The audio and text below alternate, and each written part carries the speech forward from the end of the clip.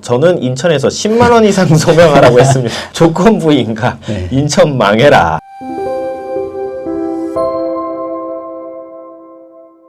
연체가 시작되면 재산 월급이 바로 압류되나요? 영상에 질문 남겨주셨는데 집이나 집안의 물건도 3개월 내에 압류가 들어오나요? 이렇게 질문 주셨어요. 네, 그러니까 집은 이제 뭐 부동산 그 자체에 압류가 들어오느냐 요 부분이신 것 같고 집안의 물건이라 하면 우리가 소위 동산이라고 표현을 하죠. 집 같은 경우는 사실은 등기부에 가압류가 연체 직후에 바로 들어올 수 있죠. 그렇죠. 그런데 집안의 물건 같은 경우에는 이제 동산 압류가 되고 동산 압류 같은 경우에는 3개월 이내에 바로 들어오기는 좀 쉽지 않다라고 저는 생각이 되는데 네. 어떻습니까? 일단 뭐 결국에는 가압류냐 압류냐 네. 뭐 요거를 좀 구분을 좀 해봐야 될 텐데 사실 실무적으로 봤을 때 동산 가압류는 거의 이루어지지 않는 그렇죠. 제도다라고 네. 보면 될 것 같고요. 그다음에 이제 민사소송 판결을 얻어서 압류 절차를 들어올 때도 동산 압류는 사실은 굉장히 마지막 단계로 보면 될 거예요. 그러니까 모든 채무자의 어떤 재산을 다 탐지를 했는데도 없을 때 그때 비로소 마지막으로 검토하는 거고 동산 압류 집행 같은 경우는 사실 이제 그 채무자가 출석도 해야 되고 여러 절차들이 좀 복잡하기 때문에 집안에 있는 집기류들 압류되는 거는 3개월 내에 연체 이후겠죠. 좀 현실적으로 어렵다 이렇게 그쵸? 보시면 될 것 같아요. 네, 그러니까 정리하면 부동산 자체 집에는 등기부에 가압류로 얼마든지 들어올 수 있지만 집 안에 물건 같은 경우에는 현실적으로 3개월 이내에 들어올 가능성이 매우 희박하다. 이렇게 말씀드릴 수 있을 것 같습니다. 네, 좋습니다. 개인회생 편파 변제 실제 사례 딸의 도움 없이 못 버티는 식당 편에서 햄린님께서 댓글 달아주셨네요. 누나한테 빌린 돈 6,800만 원을 갚았는데요. 그 당시에는 코인 투자가 잘 돼서 빚보다 재산이 더 많았는데 이 경우도 편파 변제인가요? 제 재산이 어머니 집 지분으로 공시지가로 2,300만 원, 보험해약금 2,500만 원, 점포보증금 1,000만 원, 권리금 3,800만 원, 편의점 물건보증금 1,500만 원, 코인에 1억 원, 합에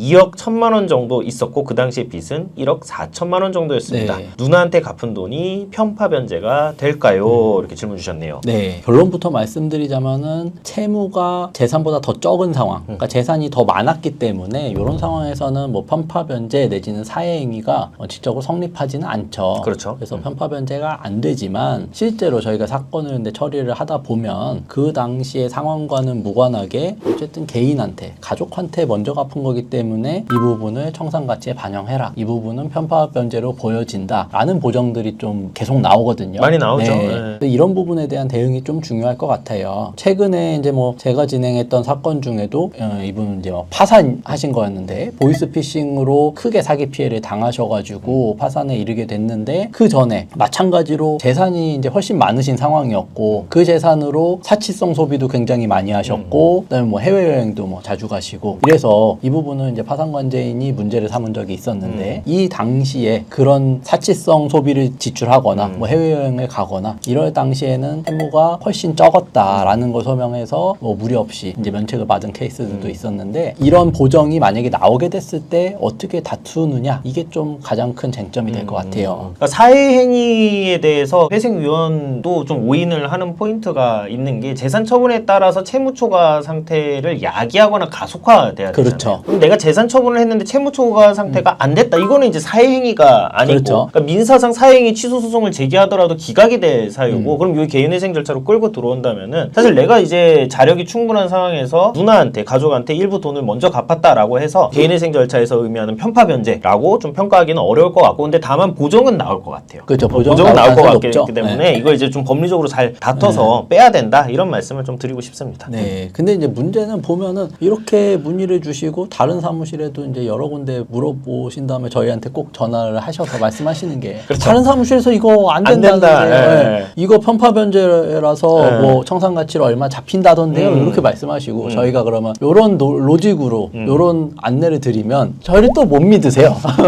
그죠? 그죠. 안 다른 데는 다 안 된다는데 된다는데요. 너네만 된다는 게 이상한데. 그러니까 근데 사실 네. 제가 그런 포인트 있을 때 사실 네. 좀 여담이긴 하지만 좀 굉장히 좀 답답한 게 뭐냐면 된다고 그러니까 원하는 답변을 드린 거죠. 어떻게 보면 유리하게 의뢰인에게 유리하고 됩니다라고 하는데 안 된다라고 이제 계속 고집을 부리시면은 이제 뭔가 제 입장에서 굉장히 답답하죠. 어쨌든 이런 부분에 있어서 그래서 상담이 좀 중요한 것 같아요. 맞아요. 여기저기 좀 이제 상담 받아보시면서 요 의견 또 들어보시고 그리고 사실 이제 제가 설명한 내용을 다른 사무실에 다시 전화해서 이 변호사는 이러이러하기 때문에 이렇게 해서 된다는데요 라고 말하면 단언컨대 그 사무실에서 할 말이 없을 겁니다. 기본적으로 그쪽 변호사님이 모르겠죠. 그러니까 상담을 안 하실 테니까. 그렇죠, 그렇죠. 그래서 일단은 뭐 요 케이스 놓고 보면은 편파 변제로 보기 어렵다. 좀 이렇게 정리할 수 있을 것 같습니다.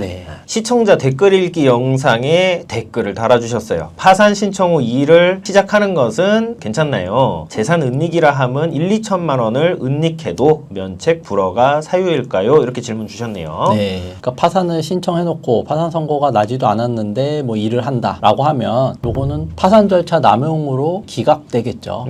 물론 이제 뭐 일을 하신다고 하더라도 최저 생계비 미만으로 소득 자체가 뭐 이제 뭐 150만 원이 안 된다라고 하면은 파산 절차는 뭐 무리 없이 진행될 수 있겠으나 이제 객관적으로 봤을 때 법원이 봤을 때도 뭐 충분히 일을 할 수 있고 개인회생을 진행할 수 있을 정도의 소득이 발생하고 있다라고 하면은 법에도 회생과 파산이 둘 다 가능할 때에는 회생을 우선적으로 고려하게 돼 있잖아요. 그러니까 이런 경우는 파산 절차의 남용으로 파산 신청이 이제 기각될 수 있다라고 이제 말씀드릴 수 있을 것 같고 그다음에 뭐 재산 은닉이라 하면 1, 2천만 원은 은닉해도 면책 불허가 사유가 되는 건 맞죠. 왜냐하면 면책 불허가 사유의 어떤 금액의 높고 낮음은 고려하지 않게 되어 있으니까. 다만 전체 재산 중에 그 비중이 어느 정도인지를 따져서 심각하지 않다거나 그 미미하다라고 판단한다면 요거는 이제 뭐 재량 면책의 사유가 되기도 하고 일정 부분은 이제 뭐 환수금으로 처리를 하는 부분이 있으니 반드시 면책 불허가 된다라기보다는 면책 불허가 사유이기는 하지만 재량 면책의 가능성도 그 재산 규모나 채무 전체 규모에 따라서 이제 열려 있다라고 말씀드릴 수 있을 것 같아요. 지급 명령 이의 신청서 작성 그대로 따라하시면 됩니다. 영상에 댓글 남겨주셨는데 요즘 다 전자소송이 가능하니 로그인해서 전자소송으로 보내도 되지 않을까요? 절차도 영상 올려주시면 좋을 듯 합니다.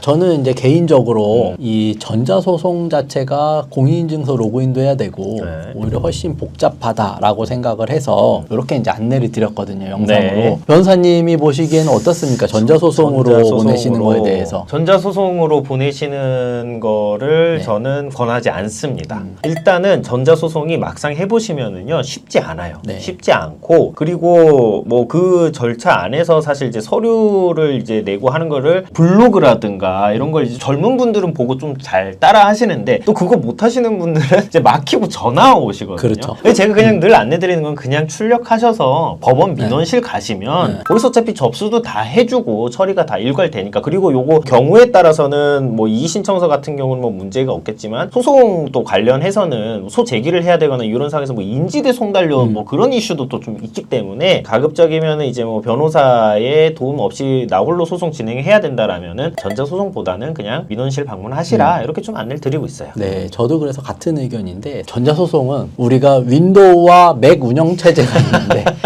맥에서는 못 쓰죠. 그렇죠. 윈도우에서 사용해야 되고 윈도우에서 사용할 때의 문제점은 첫 번째로는 공동인증서라고 하죠. 공인인증서. 이 공인인증서가 없으면 전자소송이 안 돼요. 그렇죠. 근데 최근에는 보면은 카카오 인증서나 뭐 네이버 인증서, 금융인증서 같은 걸 사용하시면서 굳이 전자소송을 위해서 이걸 안 쓰는데 발급받으셔야 되는 분들이 굉장히 많은 것 같고 그다음에 두 번째로는 금융 사이트들 들어가려면 액티브엑스나 뭐 이런 설치 프로그램들 막 덕지덕지 설치해야 돼가지고 한 대여섯 개 프로그램 깔아야 되잖아요. 근데 아직도 전자소송은 그런 문제가 남아 있습니다. 그래서 윈도우에서 보안 프로그램이라든지 뭐 이런 관련 프로그램 한 6, 7개 정도 또 일괄 설치해야 되고 그 다음에 이제 로그인해서 공인인증서 등록을 해야 되고 공인인증서로 서류를 낼 때마다 그걸 다시 서명을 해야 되고 하기 때문에 그 정도 시간이면 이미 우체국 가서 보냈어. 제가 봤을 때는.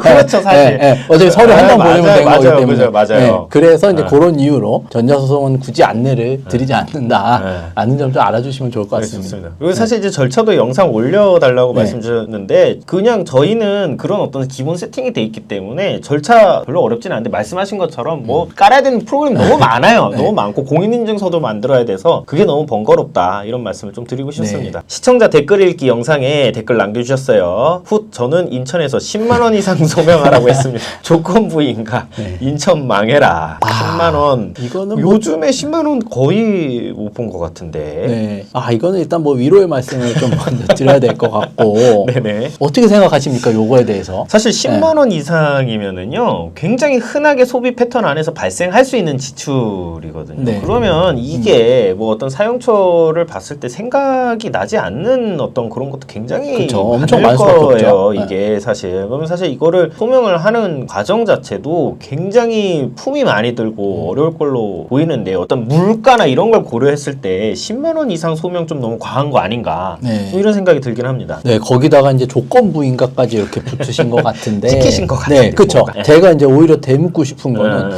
혹시 법원이나 회생위원한테 어떤 좀 밉보이신 게 있는지 아니면 채무사용처나 네. 이런 부분들이 너무 불성실했던 건 아닌지 여쭙고 싶어요. 왜냐하면 작년쯤에 제가 광주지방법원에서 네. 그 보정에서 다퉜더니 채무사용 기간도 5년, 7년으로 늘려버리고 금액 자체도 이런 식으로 확 줄여가지고 모두 다 소명하라 거의 뭐 보복성 보정이 나온 적이 있었잖아요. 그 상황이 떠올라가지고 네. 예. 어쨌든 뭐 이렇게 보정이 나온 이상 만약에 이거를 이행 안 하거나 부당하다라고 하면은 신청이 불성실하다고 그렇죠. 사건은 이제 기각하려고 기각시키겠죠. 마음을 먹은 거기 때문에 최대한 대응하실 수 있는 한도에서 대응을 하시되 만약에 이제 납득할 수 없는 사유로 사건이 뭐 기각되거나라고 한다면은 즉시항고를 통해 가지고 다투셔야죠. 법리적으로도 좀 충분히 다투어 보셔야 될 것 같습니다. 개인회생 사무실 선택 실패하지 않는 방법 영상에 댓글 남겨주셨어요. 하기 전에 참 많은 생각을 하겠지요. 하면 진짜 성사가 안 되면 이자가 늘고 거래 불량자가 되고 돈은 돈대로 없애고 언제까지 기다려야 되고 소명까지 해야 되고 보통 일이 아니죠. 확실히 된다면 문제 없는데 물어보면 무조건 된다고 하니 참 힘드네요. 얼마 동안 카드도 못 쓰게 되고 참 생각이 많습니다. 쉽게 빨리 되면 얼마나 좋을까요? 네. 시를 써주셨네요.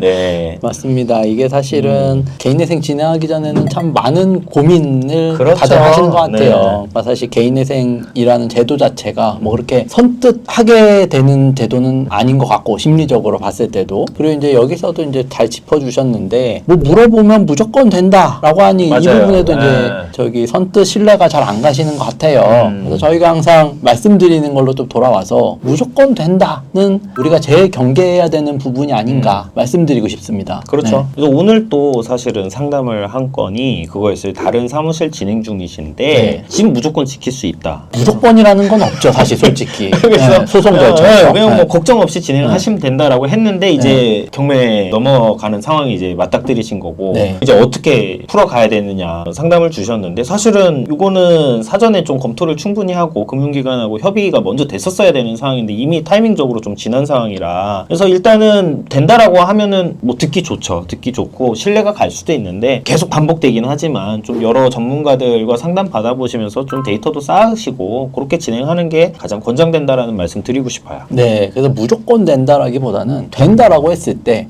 왜? 어떤 근거로 그죠? 어떤 절차와 어떤 프로세스를 밟아서 이렇게 된다, 이렇게 될 가능성이 높다라고 하는지 그 근거들도 항상 같이 챙겨서 좀 들어보시는 게 제일 중요할 것 같아요. 1차 보전공고 살펴보기 의정부 지방법원 편에 댕댕이님께서 댓글 남겨주셨어요. 예전부터 의정부 지방법원이 보수적이라고 나온 것 같은데 개인회생 의원분이나 판사님 또 다른 분들로 많이 바뀌셨을 텐데 바뀌는 거는 없는 것 같은데 법원 내력 그런 걸까요? 이렇게 질문 주셨어요. 네, 이거는 이분 질문 주신 것처럼 네. 저도 항상 궁금했던 그렇죠. 부분입니다. 회생위원 같은 경우에는 사실은 뭐 판사나 검사들처럼 지역을 이렇게 순환하면서 근무하진 않고 해당 지역에서 계속 머무르면서 근무를 하는 경우가 대부분이잖아요. 네. 뭐 그렇다 치더라도 판사들은 판사들은 어쨌든 그렇죠. 네, 2년이나 4년마다 보직이동, 인사이동을 하는데 왜 특정 법원만 문제가 그렇죠. 있는 거기만 것인가? 가면은 갑자기 그렇죠. 또 어떻게 생각하십니까? 저는 어떤 법원의 내력에 맞다라고 생각이 드는데. 는 법원의 내력이고 그만큼 특히 이제 지방법원 같은 경우는 판사들이 사건에 개입을 하지 않는다라고 봐야겠죠. 감당하실 수 있겠어요?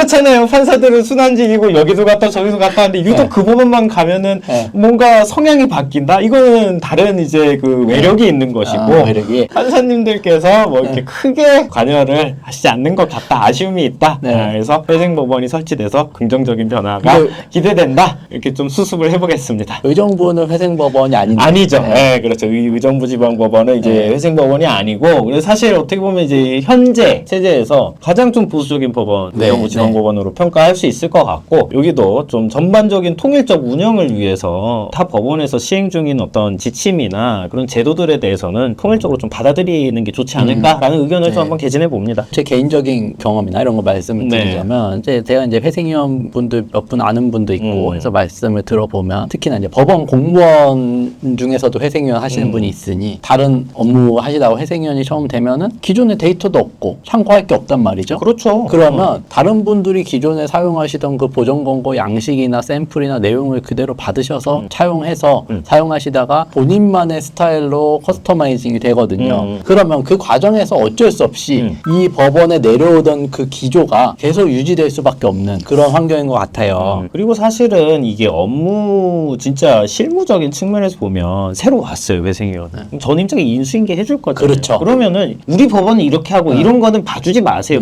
이렇게 해서 일단 듣고 업무를 시작하면 또 그런 어떤 그 사상적 기초에서 네. 시작을 하니까 아무래도 법원별로 좀 그런 내력 뭐 특징들이 발생할 수밖에 없는 것 같습니다. 네. 그래서 이거를 이제 실무 준칙이나 어떤 내부 업무 처리 지침을 명확히 규정을 해서 그 기준을 잘 잡아줘야 되는데 회생법원이 아닌 지방법원들은 그 기준이나 이런 게 없기 때문에 또 더 문제죠.